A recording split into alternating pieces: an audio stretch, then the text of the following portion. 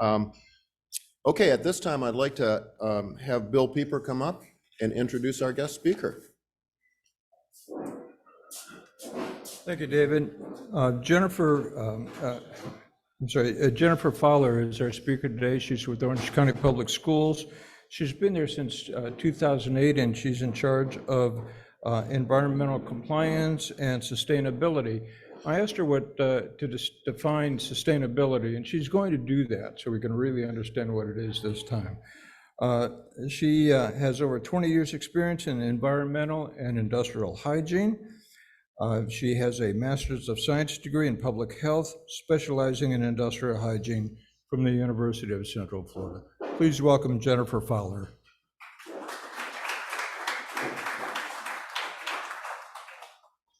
Thank you very much for the introduction, and let me just start by saying thank you for the invitation to speak today. I'm very excited to talk about our sustainability program with Orange County Public Schools, and I'm going to focus today on our Sustainability Plan 2030, kind of do a little bit of a dive of what that 2030 plan looks like, some of the initiatives that we already have in place and what we're doing, and then talk about our Green Schools program, which is our school-based initiative for creating cultures of sustainability.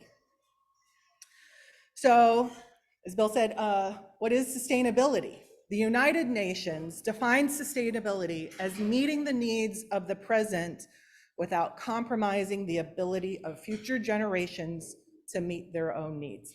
How are we leaving today better for our kids tomorrow? And that's really what it's about. And how does that fit with OCPS? Well, it lines just perfectly, right? Because we're educating our kids and we're creating leaders for tomorrow. What does it look like? Well, this is the class of 2030. These are the kids who will graduate in 2030 who are going to be impacted by what we do today. And this is our Audubon Park School K-8 class of 2030. And this is part of the SDGs, part of their curriculum of integrating sustainability today into what they're doing. So why did we pick 2030? Well, we wanted to align ourselves with our community and what is happening out there. So we worked with the City of Orlando, we worked with Apopka, the City of Winter Garden, Valencia College, University of Central Florida.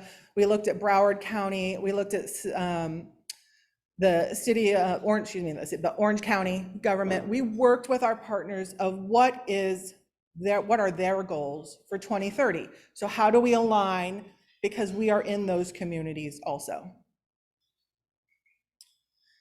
So then we also looked at how do we not just align with the local that I mentioned, but how do we align nationally, and using the USGBC, the Center for Green Schools, and their framework model, along with the international, as I mentioned, the United Nations Sustainable Development Goals. And then internally, right, how do we align with the OCPS mission and goals? So how do we write a 2030 plan? We can't write it in a silo. My department isn't going to write a plan that affects all the students. How do we create a culture of sustainability? So we created an advisory council, and that included surveys of over 47,000 people. We had 12 departments. We went on what we call a listening tour, talking to all of our internal departments to say, what do you understand about sustainability? What are your goals? What are you trying to accomplish? Talking to our schools who are part of our Green Schools Network, talking to our internal and external stakeholder councils. So we had council members from community advisory councils, we had internal faculty advisory, interdepartmental, we did surveys of our families, and then we had students. We have high school students who are part of a student sustainability advisory council. We wanted our students to have a voice in what this 2030 plan looks like. And this is it. We identified 5 plan targets that we'll be focusing on. Waste reduction, water conservation, health and wellness, energy conservation and renewable energy, and transportation. And transportation really is a bigger section, which we're not just focused on renewable sources, but also how we transport our kids, being efficient in the work that we do. So I'm going to kind of go through a little bit about each one of these targets and talk about what those look like within that plan, and then tell you a little bit about some of the goals and accomplishments that we've already had to date.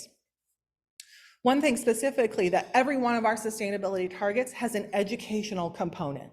Everything goes down to our schools and has an awareness piece, because that is what it is about creating a culture. So diverting our total waste stream from the landfill, increasing increasing waste reduction with our educational awareness, and decreasing food waste by increasing our total waste of composted and donated foods through our share tables, through our local community donations. So what have some of the things we've done? Well, last school year, and what we call fiscal year 2022 or school year 2022, we recycled over 21 million pounds from the landfill. That is avoiding over 30,000 metric tons of carbon dioxide from entering the atmosphere, and an annual equivalent to an annual greenhouse gas emissions from over 6,000 passenger vehicles, or 75 million miles driven per year by a passenger vehicle. That's the impact of what we've accomplished to date. Water conservation, decreasing our indoor consumption of water, right? How we're building our schools, how are we using the components in the construction of our schools, that educational awareness, and decreasing our irrigation usage. An example of one of the things that my team does on my sustainability department is with having overseeing our utility usage, overseeing our utility bills. Besides our pay, utilities is the largest cost to the school district. So being as efficient as possible is important. For example, our University High School, we identified that we had a water bill for over $100,000. We obviously had a water leak. Working with our utility provider, we were able to get an adjustment and recover $80,000. That was one school and one bill. So making sure that we're being as efficient as we possibly can is crucial to saving and keeping those dollars back in those classrooms. Health and wellness. Increasing our climate healthy plant-based dining options working with our food and nutrition services department, increasing our outdoor instruction time, having school gardens, incorporating curriculum integration and with our schools and our gardens, showing how those work together. Energy conservation, looking at our energy use intensity to decrease, identifying our carbon emissions, setting goals for reducing our greenhouse gas emissions, increasing our energy conservation and renewable energy awareness, along with increasing our use of renewable energy. OCPS has subscribed to the Duke Energy Community Solar Program. We have a consumption of approximately 293 million kilowatts we use in a year. Our subscription is over 80,000 kilowatts, which is approximately 200 million kilowatt hours. By that subscription, that has a 7-year payback. And within 7 years, we'll have 100% of 112 schools will be from a renewable energy source in our school district. Our Orange Technical College, our West Side campus, will also be our very first rooftop solar school that is being built and is in planning and design at this time. And transportation, increasing the number of electric school buses, our hybrid vehicles, the use of looking at EV chargers, decreasing our idle time, right? Our buses are sitting empty. We don't want them just to be running with nobody in them. Decreasing our transportation fuel. And again, that educational component and having sustainable transportation lessons in our classrooms.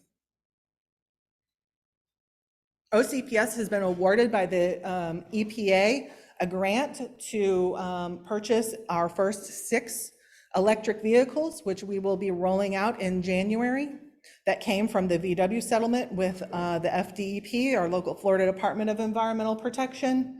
And so we will be piloting the first 6 electric vehicles for the school district this coming second half of the school year.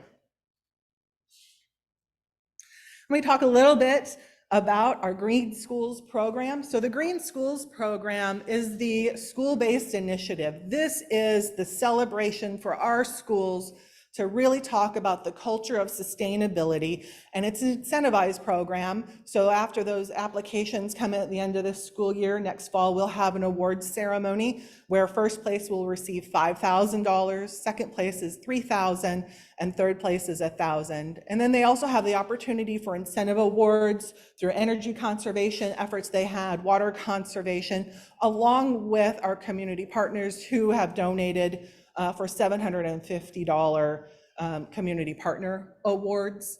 And those applications come in, our community partners are those that judge these applications. Our OCPS internal staff has nothing to do with who's the winner. It really is our community looking at what our schools are doing for creating a culture. And this is the rubric of what our schools are looking at and putting towards a culture of sustainability with school grounds enhancements, sustainability. That's the conservation of the energy, increasing recycling, health and well-being, our gardens, our physical fitness of our students, curriculum integration, then the community involvement, right? So we really want our students to be active in our community. And it's amazing the work from our eco clubs and our high schools to our students doing donations or doing food drives for their community. All of that is part of that sustainability and moving forward. Along with school-wide culture.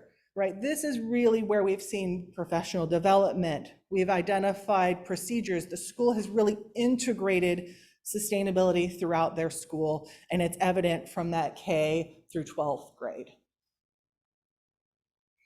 So Arbor Ridge K-8 was our first place winner this past school year. They were announced in October, and this is just an example where students will learn with hands-on outdoor activities that dive into renewable energy.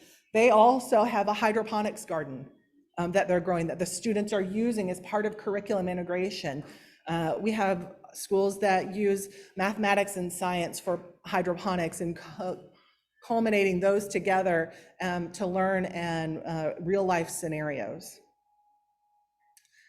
And then Millennia Gardens was our previous year, and this is where they had curriculum integration.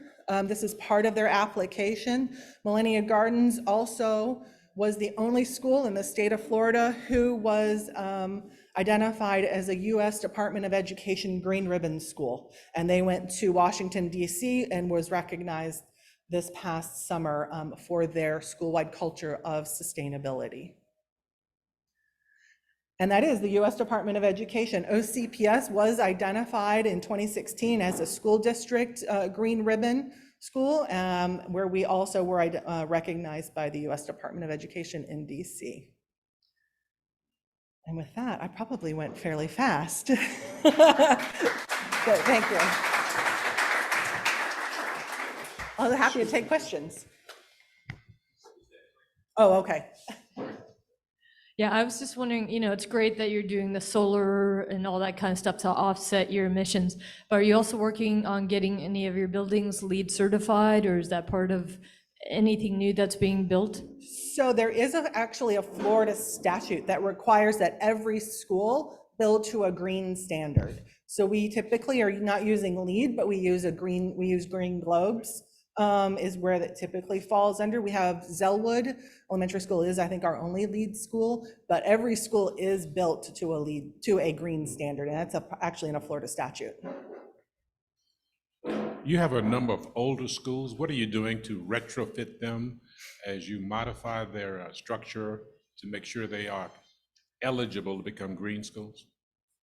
So every school can be a green school. And so we have a very robust construction program where we look at, and that's our facilities division, where we are doing either comprehensive in that where we may be replacing mechanical systems as part of that if they're not coming up for a total rebuild. We have schools where we do total rebuilds. I would say since 2015 to today, we've grown by about 13%. We opened 5 schools just this school year. And some of that we also rebuild existing locations. You know, obviously we use new technology for using solar in that because we can measure how long it takes to get the money back. Is there any department within the county school system that looks at the average cost for utilities from older buildings versus the utilities for newer buildings, decide this is when we need to replace them? So that data is used, that energy program falls within my department, and our construction program does look at that data. That's part of also, we look at that energy use intensity, the EUI, but we also use that data to do inspections and assessments. Right, so why is a school using more energy than another school? We can look at year built, we can look at mechanical system replacements, and then we can look at how many students there are, what is the utilization, do they have after school programs, do they have churches on Sundays, how much is our campus being used? So all of that goes into looking at the data and then using that for further assessment. So are our chillers turning on when they shouldn't be when the school is completely empty on a weekend? Maybe there's something on the controls side that isn't, functioning properly. So we're actually using that also to identify where mechanical issues may need to be addressed. And then that goes to our facilities maintenance team, who also further can dive into mechanical corrections. Hi there. What is being said to the children as to why we are recycling? Because I'm seeing reports that there are children in the country that are having nightmares because of the way it's being presented to them, is that it's Armageddon, the earth is going to be on fire, so on and so forth. So how is it being presented to them as to why we are doing these things? So my team goes out and we provide education and information, and we really focus a lot on our custodial teams. But a lot of our schools also identify students who are part of the program. And it's not presented as an Armageddon. It really is how to do better, how to, what does this mean? What are we doing? What does recycling mean? Well, we're taking those materials. What happens to those materials, right? Those materials are then taken and turned into a new product, and teaching them why recycling is important and what happens with the life cycle of those recycled materials, right? It's not about, oh, if you don't recycle, right? What does it mean? Why are we doing it? Well, we're doing that to take those materials from the landfill and actually be able to reuse them, because it's a commodity. Actually able to take those materials are then sold and used to repurpose to make new, new materials. You mentioned something about one of your slides, 100% of 112 schools will be energy efficient, or I'm not sure what the slide exactly said, but comment on that if you would. And also, in all of these areas that you're trying to do all this work, what about funding? How does that work for you, and budgets and all that?